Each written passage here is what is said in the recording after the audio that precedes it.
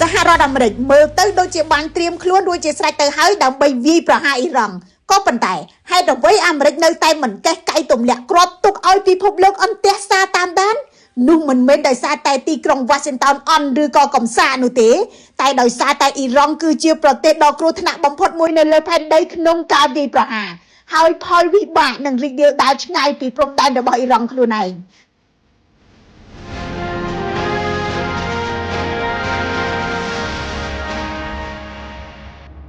ទី1អ៊ីរ៉ង់មិនមែនអ៊ីរ៉ាក់អ៊ីរ៉ង់ក៏មិនមែនគ្រាន់តែជាប្រទេសធម្មតាមួយដែរអ៊ីរ៉ង់ជាប្រព័ន្ធមួយជាបណ្ដាញជារបបដែលត្រូវបានបង្កើតឡើងជុំវិញមនោគមវិជ្ជាកងកម្លាំងសន្តិសុខនិងក្បាលម៉ាស៊ីនសាសនាដ៏មានឥទ្ធិពលមួយនៅក្នុងតំបន់អ៊ីរ៉ង់បានចំណាយពេលជាច្រើនទសវត្សរ៍នៅក្នុងការរៀបចំខ្លួនប្រឈមមុខតទល់គ្នាដោយផ្ទាល់ជាមួយអាមេរិកហើយពេលវេលានោះក៏មកដល់ពិតមែនគឺពេលនេះ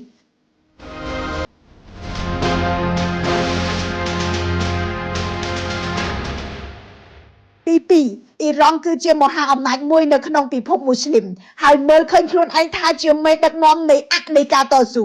បើទោះបីជាពិភពមូស្លីមមិនមែនជាប្លុករួបរวมតែមួយហើយរដ្ឋាភិបាលមួយចំនួនមិនចូលចិត្តទីក្រុងទីអ៊ីរ៉ង់ក៏ដោយតែវាប្រហាររបស់អាមេរិកនៅតែអាចបង្កឲ្យមានកំហឹងនៅទូទាំងប្រទេសជាច្រើនសម្ពាធសាធារណៈនោះអាចធ្វើឲ្យសម្ព័ន្ធមិត្តជំពើកទៅនឹងអស្ថិរភាពហុចដៅចាក់សាំងបញ្ឆេះកំហឹងទៅដោយពួកជ្រុលនិយមដែលនឹងប្រែក្លាយប្រតិបត្តិការយោធារបស់អាមេរិកទៅជាក្រុមហន្តរាយនយោបាយរយៈពេលវែង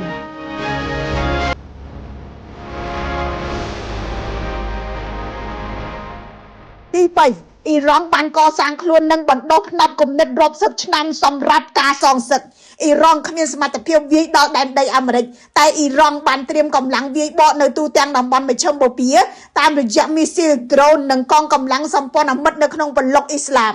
មូលដ្ឋានទ័ពអាមេរិកនៅឈូងសមុទ្រពាក់កងទ័ពអាមេរិកផ្លូវដឹកជញ្ជូនហេដ្ឋារចនាសម្ព័ន្ធថាមពលសំខាន់ទាំងអស់ជាគោលដៅរបស់អ៊ីរ៉ង់ការដែលអាមេរិកដកទ័ពពីមូលដ្ឋានទាំងនោះបញ្ជាក់ច្បាស់ថាទីក្រុង Washington ដឹងថាអ៊ីរ៉ង់មិនមែនជាខ្លាក្រដាស់នោះទេទី4សហរដ្ឋអាមេរិកយល់ថា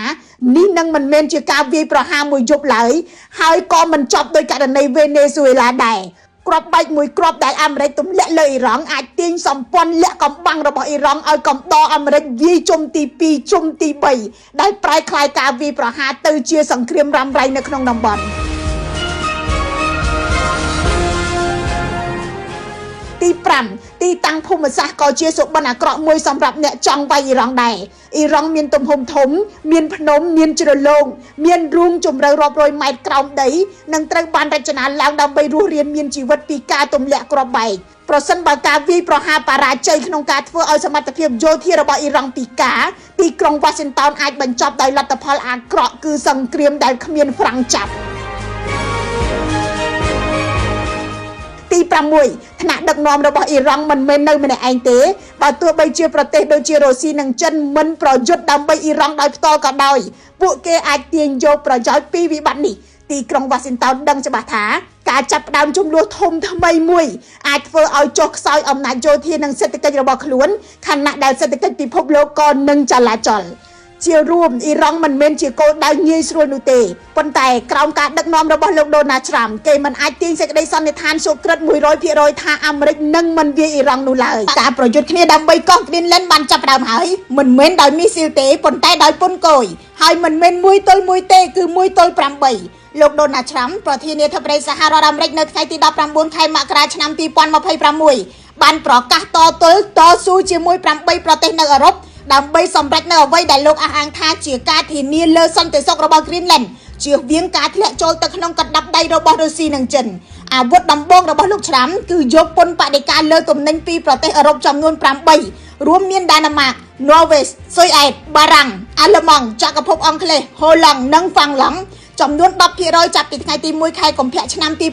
2026ហើយចាប់ពីថ្ងៃទី1ខែមិថុនាអត្រាពន្ធនឹងឡើងដល់ 25%នោះហើយជាការប្រយុទ្ធ1ទល់នឹង8ជាមហាអំណាចមួយដែលកំពុងតែប្រើប្រាស់អំណាចសេដ្ឋកិច្ចរបស់ខ្លួនជាអាវុធភ្ជង់រដ្ឋអឺរ៉ុបជាច្រើននៅក្នុងពេលតែមួយក្រោយពេលប្រទេសទាំង8បានរួមដៃគ្នាតវ៉ាប្រឆាំងទៅនឹងផែនការរបស់អាមេរិកក្នុងការទាញយកកោះ Greenland មកស្ថិតក្រោមស្លាបរបស់ខ្លួនផ្ដាច់មុខឆ្លើយតបទៅនឹងលោកឆ្រាំ ប្រទេសទាំង8នៅថ្ងៃទី19ខែមករាបដិញ្ញារួមគ្នាតទល់ជាមួយនឹងអាមេរិកតែតទល់ដោយវិធីណាមិនទាន់ត្រូវបានទម្លាយឲ្យដឹងទេសូមបញ្ជាក់ថាចាប់តាំងពីក្រោយសង្គ្រាមលោកលើកទី2មកអាមេរិកបានចាយប្រាក់សន្ធឹកសន្ធាប់ទៅលើកិច្ចព្រមព្រៀងសន្តិសុខជាមួយប្រទេសដាណាម៉ាកក្នុងនោះមានមូលដ្ឋានទ័ព P2Fix ឬក៏អតីតមូលដ្ឋាន Thule សាងសង់មជ្ឈមណ្ឌលភស្តុភារប្រព័ន្ធការពារជាតិរ៉ាដានិងឧបករណ៍មីស៊ីលក្នុងចន្លោះឆ្នាំ2022ដល់ឆ្នាំ2024អាមេរិកបានចាយ$4,000 លានទៅលើកញ្ចប់សន្តិសុខនៅប្រទេសដាណាម៉ាកដើម្បីការពារកោះ Greenland គឺជាកោះធំជាងគេនៅក្នុងលោកស្ថិតនៅចន្លោះអាមេរិកខាងជើងនិងអឺរ៉ុបជាទ្វារមុខសម្រាប់សង្គ្រាមសម័យទំនើបមីស៊ីលគ្រាប់បែកដែលបាញ់ចេញពីរុស្ស៊ីនិងអាមេរិកខាងជើងឆ្លងកាត់កោះនេះទាំងអស់ធ្វើឲ្យវាក្លាយទៅជាកន្លែងដ៏ល្អឥតខ្ចោះសម្រាប់ប្រព័ន្ធរ៉ាដាផ្កាយរណបនិងការឃ្លាំមើលយោធាមិនត្រឹមតែប៉ុណ្ណោះកោះ Greenland ត្រូវបានគេជឿថាមានរ៉ែកម្រមហាសាលលោកឆ្លាមនិយាយថាជាច្រើនឆ្នាំមកនេះប្រទេសដាណាម៉ាកបានបរាជ័យរារាំងសកម្មភាពរបស់រុស្ស៊ីនិងចិននៅលើកោះនេះដែលគំរាមកំហែងទៅដល់សន្តិសុខអាមេរិកដែលតម្រូវឲ្យលោកចាត់វិធានការនៅពេលនេះ